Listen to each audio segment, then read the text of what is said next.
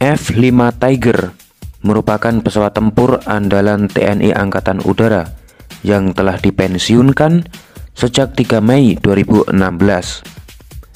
Pesawat ini dibuat oleh Amerika Serikat dan telah mengabdi untuk Indonesia selama 35 tahun lamanya, sejak tahun 1980 sampai 2016. Apabila kita melihat negara-negara lain, ternyata jet tempur F-5 ini masih digunakan, belum dipensiunkan. Sebagai contoh, Swiss masih mengoperasikan F-5 Tiger kedua sebanyak 18 unit. Taiwan juga masih menugaskan F-5 di jajaran angkatan udaranya sebanyak 27 unit untuk menangkal ancaman Cina. Kemudian Korea Selatan juga mengoperasikan F-5 dengan modernisasi bernama KF-5 sebanyak 182 unit. Dengan pensiunnya F-5 Tiger kedua yang memang teknologinya sudah ketinggalan, teknologinya sudah tua, maka pemerintah Indonesia berpikir untuk mengganti pesawat tempur tersebut dengan pesawat tempur generasi baru yang lebih canggih. Melihat TNI Angkatan Udara yang ingin mengganti jet tempurnya, pabrik jet tempur dunia berlomba-lomba menawarkan produk buatannya kepada Indonesia.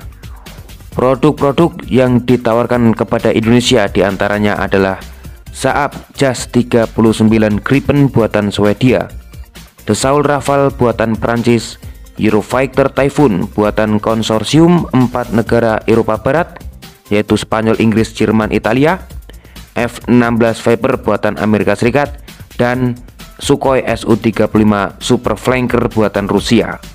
Itulah jet-jet tempur yang agak lebih canggih daripada F-5 yang ditawarkan kepada Indonesia. Menteri Pertahanan kala itu, Riyamizat Riyakudu, setelah rapat dengan Jokowi pada 26 Juli 2017 mengatakan bahwa akan membeli sebanyak 11 unit pesawat Sukhoi Su-35 dari Rusia. Nah, dari sini kita bisa menyimpulkan saat itu Indonesia berminat untuk memilih Sukhoi Su-35 dari Rusia sebagai pengganti F-5 Tiger yang sudah pensiun. Singkat cerita, keputusan Indonesia dalam membeli Sukhoi Su-35 semakin nyata dengan ditandatangani nota kesepahaman atau MOU pada 10 Agustus 2017 dan pada 14 Februari 2018 penandatanganan kontrak pembelian dilakukan di Jakarta oleh Kepala Badan Sarana Pertahanan Kementerian Pertahanan Laksamana Muda TNI Agus Setiaji dengan delegasi dari pihak Rusia, Yuri. Pembelian 11 unit pesawat tempur Su Sukhoi 35 ini memakan biaya senilai 1,14 miliar US dollar atau sekitar 15 triliun rupiah. Ada analisis yang mengatakan bahwa Indonesia kenapa membeli Sukhoi Su-35 Rusia? Ya karena memperhatikan cost and benefit. Biaya yang sudah dikeluarkan itu apa yang bisa didapat. Kalau kita perbandingkan dengan F-16 Viper Amerika Serikat, memang Indonesia lebih untung apabila membeli Sukhoi Su-35 Rusia, ya. Berikut keuntungan Indonesia membeli Sukhoi 35 Rusia dibandingkan membeli F-16 Viper Amerika Serikat. Keuntungan pertama adalah adanya imbal dagang dalam membeli Sukhoi Su-35. Imbal dagang ini besarnya 50% atau senilai 570 juta US dollar. Indonesia ketika membeli pesawat tempur ini nggak bayar cash sepenuhnya, tapi 50%-nya komoditi Indonesia dikirim ke Rusia, imbal dagang. Nah ini kan memberi peluang ekspor ke Rusia. Kemudian keuntungan kedua, dengan membeli pesawat tempur Rusia Su-35 meminimalisir embargo. Tapi sebelumnya apa itu embargo? Embargo adalah pelarangan perniagaan atau perdagangan sebuah negara dalam politik dan ekonomi internasional. Nah, ini lebih rinci penjelasan seperti ini. Apabila Indonesia sudah memiliki pesawat tempur Su-35 Rusia, sangat kecil kemungkinannya Rusia mengembargo Indonesia. Hal ini sangat berbeda dengan Amerika Serikat yang sudah pernah melakukan embargo militer kepada Indonesia. Indonesia pernah diembargo oleh Amerika Serikat, yaitu ketika Indonesia melakukan kekerasan di Timor Leste. Amerika menuduh Indonesia melakukan pelanggaran hak asasi manusia waktu itu, menggunakan alat-alat tempur yang dibeli dari Amerika.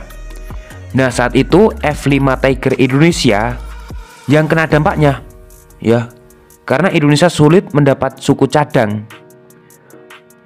Mau beli ke Amerika nggak boleh karena Indonesia diembargo, ya, pelarangan perdagangan, perniagaan. Otomatis ini kan waktu itu melemahkan kekuatan F-5 Tiger itu sendiri. Oleh karena itu Indonesia punya pengalaman yang pahit, ya, ketika membeli alat tempur dari Amerika Serikat. Embargo, sukanya embargo Amerika. Keuntungan ketiga ketika membeli Sukhoi Su-35 adalah adanya transfer of technology.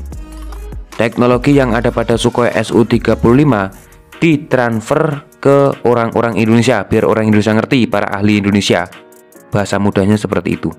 Hal ini jarang terjadi ketika Indonesia membeli peralatan tempur Amerika Serikat. Jarang terjadi adanya transfer of technology. Keuntungan keempat, Su-35 Rusia versi ekspor kualitasnya sama dengan Su-35 yang digunakan angkatan udaranya Rusia sendiri. Hal ini berbeda dengan Amerika Serikat ketika menjual F-16 versi ekspor, versi yang dikirim ke negara lain, biasanya kualitasnya diturunkan dibandingkan F-16 yang dipakai angkatan udaranya Amerika Serikat. Ini kan nggak fair lah seperti itu. Yang dikirim yang lebih jelek daripada yang dipakai itu. Walaupun seperti itu, kita ya harus fair juga. Su-35 juga memiliki kekurangan Su-35 yaitu biaya operasionalnya terlalu mahal apabila dibandingkan dengan F-16 Amerika Serikat.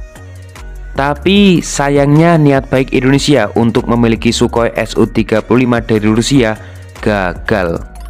Sampai saat ini pesawat canggih Sukhoi Su-35 yang digadang-gadang bakal menggantikan sang macan F-5 Tiger kedua belum juga tiba di Indonesia dan kabar pembeliannya hilang di telan bumi, nggak jadi beli. Apa yang menyebabkan Indonesia akhirnya gagal memiliki Su-35? Ternyata ada peran Amerika Serikat di sana. Kegagalan Indonesia membeli Sukhoi Su-35 karena ada ancaman dari Amerika Serikat. Amerika Serikat mengancam kepada setiap negara yang membeli hubungan dengannya, kemudian negara tersebut membeli peralatan militer dari Rusia. Amerika Serikat pada saat kepemimpinan Donald Trump membentuk aturan yaitu CAATSA atau Countering America's Adversaries Through Sanction Act, ya. Apa itu CAATSA? Kalau dijelaskan di sini agak panjang. Kalian bisa mencari di Google atau di channel YouTube lain. Banyak yang sudah membahas CAATSA Amerika Serikat ini. Tetapi intinya ketika Indonesia membeli Sukhoi Su-35 dari Rusia, di bawah undang-undang ini Amerika Serikat bisa memberikan sanksi tegas kepada Indonesia. Sanksi apa yang dapat diterima Indonesia? Sanksi tersebut seperti kesulitan mendapatkan akses pinjaman dari Amerika Serikat. Sedangkan bisa dibilang semua transaksi dunia pasti melewati itu. Selanjutnya, Indonesia juga dilarang bertransaksi menggunakan dolar, padahal mata uang itu masih dipakai pada jual beli global. Bahkan para pemegang saham atau pemilik perusahaan yang membeli senjata Rusia akan ditolak masuk ke Amerika Serikat. Misalkan Indonesia ada perusahaan yang membeli peralatan dari Rusia, ini orang-orangnya ditolak masuk Amerika Serikat. Indonesia apabila nekat membeli Sukhoi Su-35, resikonya memang besar. Bisa jadi hubungan antara Indonesia dan Amerika Serikat memburuk. Indonesia juga tidak ingin mengambil resiko terisolasi dari komunitas internasional karena sanksi Amerika Serikat yang dapat mempengaruhi sektor-sektor lain, ya seperti perdagangan investasi dan bantuan. Amerika intinya tidak ingin Indonesia punya hubungan membeli peralatan militer dari Rusia, karena kan kita tahu Amerika dan Rusia dalam militer sama-sama kuat, ya saling berlawanan, sama-sama punya nuklir, dan Amerika merupakan produsen terbesar persenjataan. Jadi ya mungkin apabila Indonesia berhubungan dengan Rusia akan mengganggu kepentingan Amerika. Tapi apa daya, ancaman dari Amerika ini menyurutkan Indonesia belum punya nyali untuk melawan Amerika untuk membeli pesawat tempur canggih Sukhoi Su-35 Rusia. Menurut kalian gimana sikap Indonesia nggak jadi beli Sukhoi Su-35 karena ada ancaman dari Amerika? Silahkan tulis di kolom komentar. Terima kasih.